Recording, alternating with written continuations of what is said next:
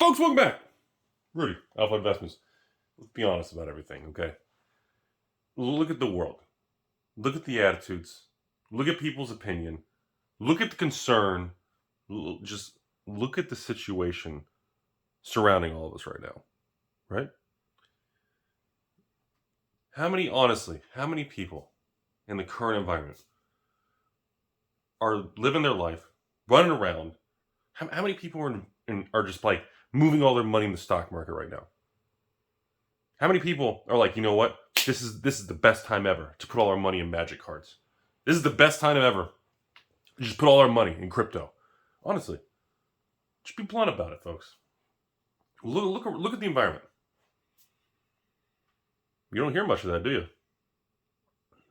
Very similar to the mid-2020 type attitudes and videos from a couple years ago. I know time flies. I know. And we go through this every so many years.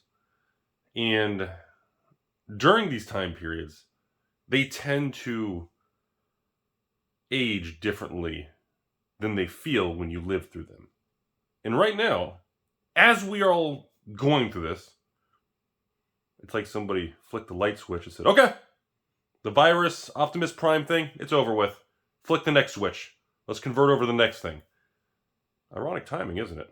It's very, very impressive how things just kind of line up with everything. And it's wacky, isn't it? We live in weird times.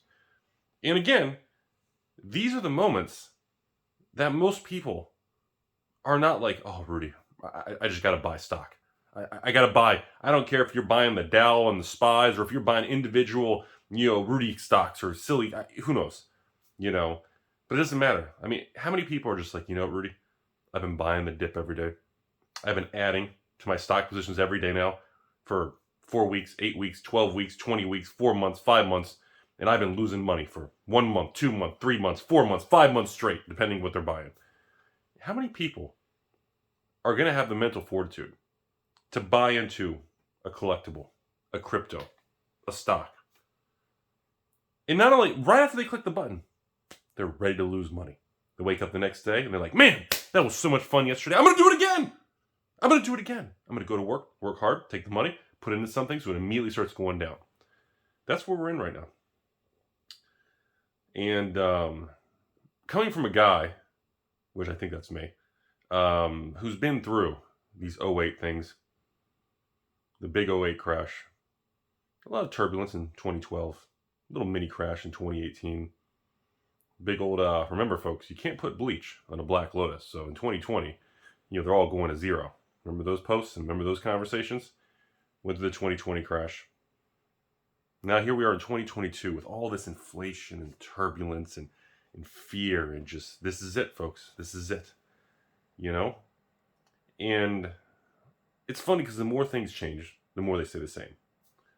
No matter how much confidence you have towards the future of predicting things, the only thing that remains certain is, uncertainty. And the only thing I can tell you all for a fact, the only G-word guarantee I can give everybody right now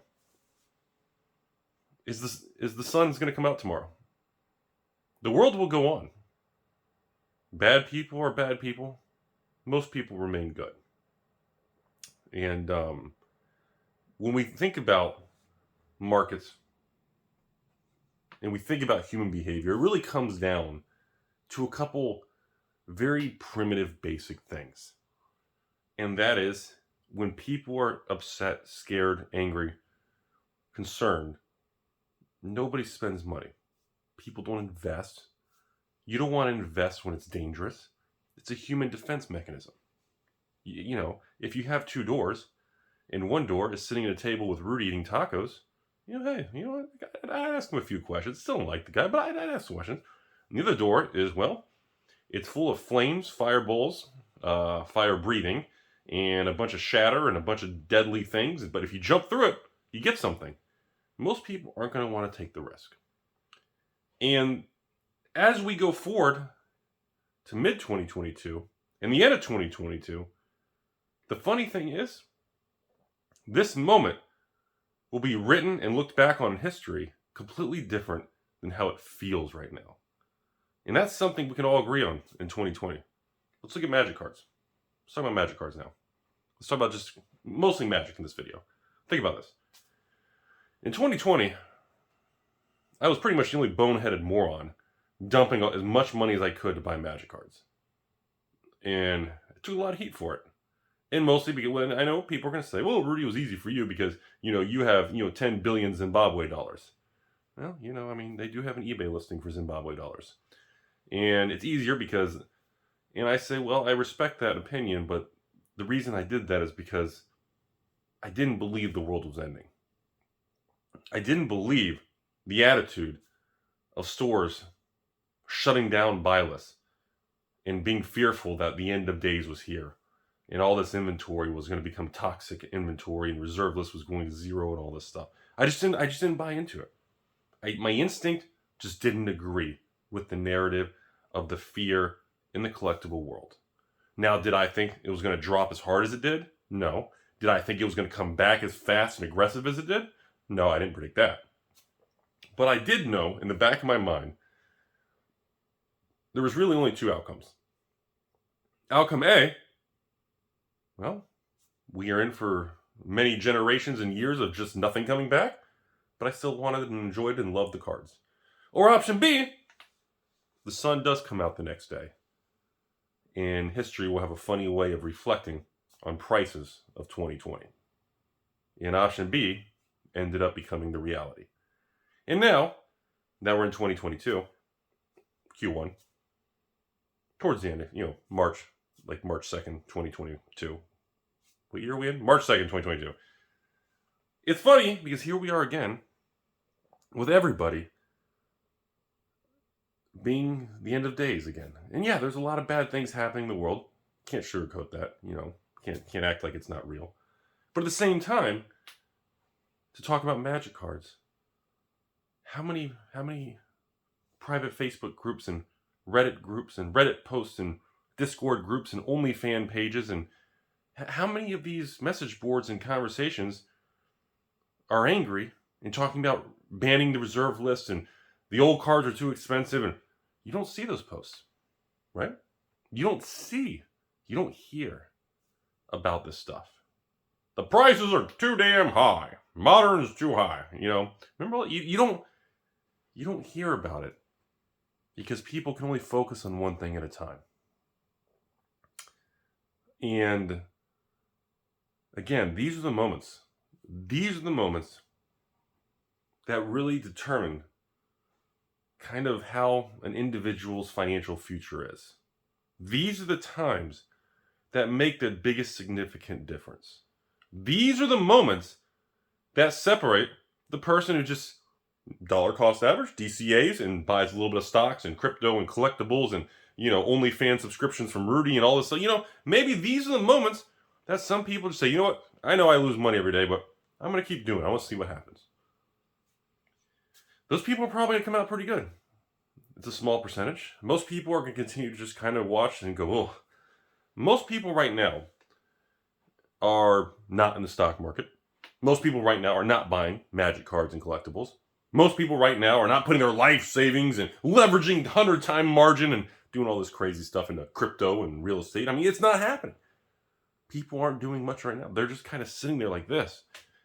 Is it time yet? Has it gotten better? Has it improved? Has it gotten better yet? Like that's the mindset right now. And you have to mentally take yourself out of everything happening right now. Let's put ourselves back in 2008 for a moment. In 2008, high-end Magic reserve lists, I remember it had to move up. And then in 2008, 2009, prices came down 30-40%. Short-lived, but I remember that. I remember eBay listings in 2008, 2009 for beta mocks and ancestral recalls and beta dual lands. And I remember winning some of those auctions because, well, nobody really bid against me. Because there was the fear was like the ultimate virus. The dystopian, blurred reality overtakes all of us. And it makes all of us make bad choices. And what can we learn from that? How can we take those previous things and apply them today. And you know what most people usually say when you say stuff like that? I should have a t-shirt that says that. This time is different, Rudy. Hold on. This time is different. That is the line that's pitched to me. Every single time there's a market hiccup, collapse, drop, panic, bear market, every time we go through that, the number one argument is, Rudy, this time's different. You can't compare it. Well, no shit, Sherlock. Every time we progress in the future, every speed bump in the Chick-fil-A drive-thru is different. It's always different. There's never going to be a 2008 exact repeat of a replication. That's not the way life works. Every time there's a new crisis, problem, world event, Optimus Prime variant into the super variant, it's always going to be something new, unexpected, different. But really, how different is the human response? And how different is the attitude and predictability of what people are going to do? And that's what you should really be focused on, not more so, Rudy, the reason things are dropping because of this time, this is happening. That didn't happen in 2008. This didn't happen in 2020. This didn't happen in 1969 with your mom. Maybe it did, giggity. It's always, this time is different. And the funny thing is, that's true, but the future always responds the same way. And that as life goes on, things get better, the sun comes up, and the world survives. And it's almost like this pep talk you have to give yourself and remind yourself that no matter how bad your day is, no matter what the news headline is of how many hamsters and gerbils in the 1800 gerbil hamster war, no matter how bad the headline in the media loves to take your mom on a date, the end result is the same. And the sun comes out and everything moves forward. Right? Look at Magic cards. Approaching 30 years old. 30 years. That's a long time, folks. There's Pokemon, a few years behind, of course, from the late 90s versus early to mid 90s. But I mean, there are not many IPs, intellectual property, brands, rights. There's not many brands that can stand the test of time to make it 30 years. Because every time you cross these 10-year benchmark, crazy decades of crazy, every time you move forward and you jump, the culture and the human viewpoint of our era changes. What's hot and what's not, the attitudes, everything shifts and evolves and moves forward. But how different is it really? I mean, the music shifts a little bit. What's cool and what's not cool. Maybe tacos are in and hamburgers are out, or maybe different cars. Big spoilers versus little spoilers. Neon lights under the cars. Nitrous is stupid now in a car, and now it's about electric cars. Maybe houses. Big houses suck, and it's all about the little house. Maybe energy efficient. Maybe, But, so you see the evolution of perspectives and attitudes and what's hot and cultural phenomena, as they say. These little phenomena that happen. Obviously, Pokemon is the king of that, and, Magic. In the last few years, we've had the new guys come along. The Flesh and Blood, 3 years now. 3 years. MetaZoo, across 1 year. And then you have, of course, all the other Force of Wills and Weiss and Yu-Gi-Ohs and Pokemons, and you have all these other card games. And of course, now we're on the verge of at least 100 to 200 new Kickstarter card games that all want to be the next big thing. And, there is something to be said about timing in life. There is. If you have a big company and you want to go public on Wall Street, you probably don't want to go public on Wall Street and have your big reveal and big launch in a market condition like this. When they say the tape on Wall Street is mean. The tape is red. The tape is bloody. It's bad. It's nasty because the ticker tape scrolls across and everything's just getting crushed, right? It's not a good time, There's other times when it feels better and the market feels more stable. The stock market tends to have more smooth, slow, the roller coaster just keeps clicking up every week, every month. It kind of just has a little up day, little down day, it just keeps progressing. And the funny thing is, those are actually the most dangerous times to invest. When reserve list keeps ticking up, or a new magic product, Kamigawa Collectors, every day you check it, 240, 245, 250, 255, 260, 270, 280, 293. You see this smooth, non-fearful response. It feels safer, but it's actually the most dangerous time. It's like your brain is trying to hose you. Because the safer it feels, the more confident you are to put money in and move into the asset class, is your brain trying to fuck you over.